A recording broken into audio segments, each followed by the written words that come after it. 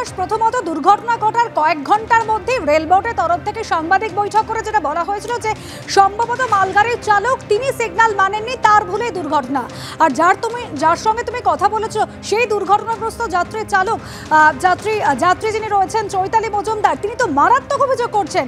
যার ভিত্তিতে অভিযোগের প্রেক্ষিতে এফআইআর দায়ের হলো, তিনি বলছেন তিনি সে বিষয়ে কিছু জানেনই না। সাধারণত অনুসয়া আমরা কিন্তু হিন্দি সিনেমায় এই ধরনের সিন দেখতে পারি বা অভিযোগ দেখা যায় যে সাদা কাগজে সই করিয়ে একটা অভিযোগ হয়ে গেল বা সম্পত্তি কেউ লিখে নিল।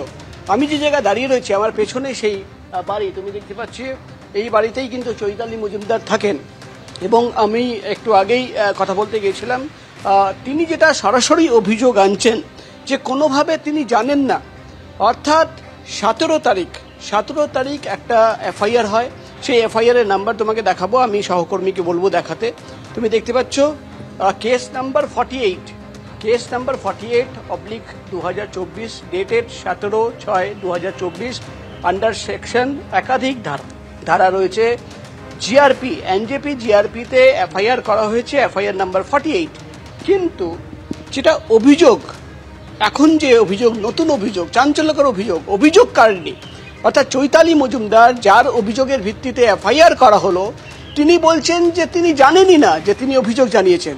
অর্থাৎ অভিযোগকারিণী বলছেন তিনি কোনো অভিযোগ জানাননি। তিনি বলছেন যে এই এফআইআর হওয়ার পর তিনি জানেন না যে তার অভিযোগের প্রেক্ষিতে কোনো এফআইআর হলো।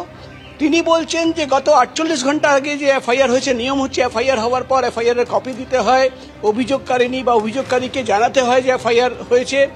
কোনো পুলিশ কর্মী, তদন্তকারী অফিসার তার সঙ্গে যোগাযোগ পর্যন্ত করেননি। এবং আরও মারাত্মক অভিযোগ, যারা এসেছিল তারা কিন্তু নিজের পরিচয় অভিযোগকারিণীকে দেননি, সাদা কাগজে সই করাচ্ছে এবং বলে দিচ্ছে যে সই করে দিতে হবে, ওপরে নাম, বাবার নাম লিখে দিতে হবে।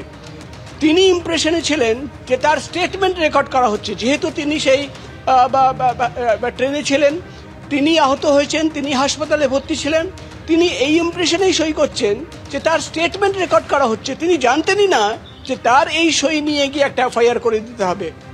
আমরা প্রশ্ন করেছিলাম আপনি কি চান যে তদন্ত হোক? তিনি বলছেন যে আমি যদি এফআইআরই না করি বা আমি যদি অভিযোগই জমা না দিই তো কেন তদন্ত হবে? সব মিলে কিন্তু একটা বিভ্রান্ত তৈরি হয়েছে। এবার আমরা দেখার বিষয় হবে যে এই বিষয় নিয়ে পুলিশের কি পদক্ষেপ হবে। একেবারে বিভ্রান্তি রয়েছে প্রকাশ, মারাত্মক অভিযোগ করছেন ওই আহত যাত্রী চৈতালি মজুমদার। তিনি বলছেন সাদা কাগজে তাকে দিয়ে সই করিয়ে নেওয়া হয়েছে। আবির দত্ত আমাদের অপর প্রতিনিধি রয়েছেন আমাদের সঙ্গে। আবির, ওই আহত যাত্রী যার অভিযোগের প্রেক্ষিতে এফআইআর পর্যন্ত দায়ের হয়ে গেল, তিনি বলছেন তিনি জানেনই না, পুলিশের পক্ষ থেকে তার সঙ্গে কোনো যোগাযোগ পর্যন্ত করা হয়নি। পুলিশের কি বক্তব্য?